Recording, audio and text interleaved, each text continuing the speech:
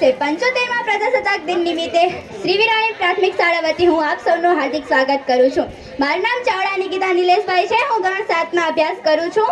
મારો આજનો વિષય છે ઇન્ટરનેટની માયાજાળ. તેના વિશે હું તમને થોડું કહીશ, તે ધ્યાનથી સાંભળવા મારી નમ્ર વિનંતી. વિજ્ઞાન અને ટેકનોલોજી ક્ષેત્રે થતી અવનવી શોધોએ આપણને આશ્ચર્યમાં મૂકી દીધા છે. આપણી કલ્પનામાં પણ ન હોય તેવી બાબત આજે હકીકત બની રહી છે. ગઈકાલની શોધ આજે જૂની સાબિત થઈ રહી છે. TV, computer, mobile phone, internet વગેરે જેવી બાબતો વિજ્ઞાનની અદ્ભુત શોધો છે.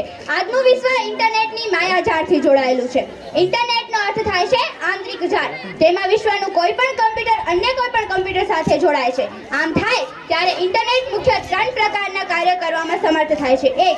વિચાર વિનિમય, 2. માહિતી પ્રદાન અને 3. પ્રત તૈયાર કરવી. આપણને દુનિયાના કોઈ પણ ખૂણાથી કોઈ પણ વ્યક્તિ સાથે વાત કરવી હોય તો તે મોબાઈલ દ્વારા શક્ય બને છે. અને સંદેશાની આપ-લે ઈમેલ કે ફેક્સ દ્વારા શક્ય બને છે.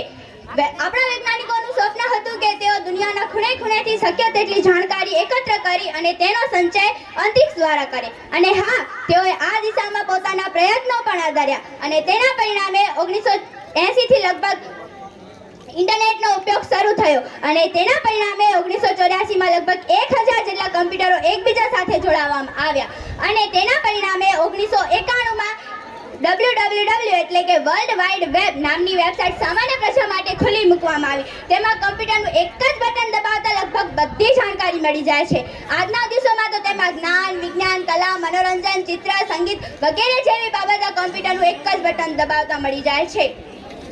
ઇન્ટરનેટ વસુધૈવ કુટુંબકમ એટલે કે વિશ્વ એક કુટુંબ છે એની ભાવનામાં મહત્વનો ભાગ ભજવી શકે તેમ છે. અસ્તુ.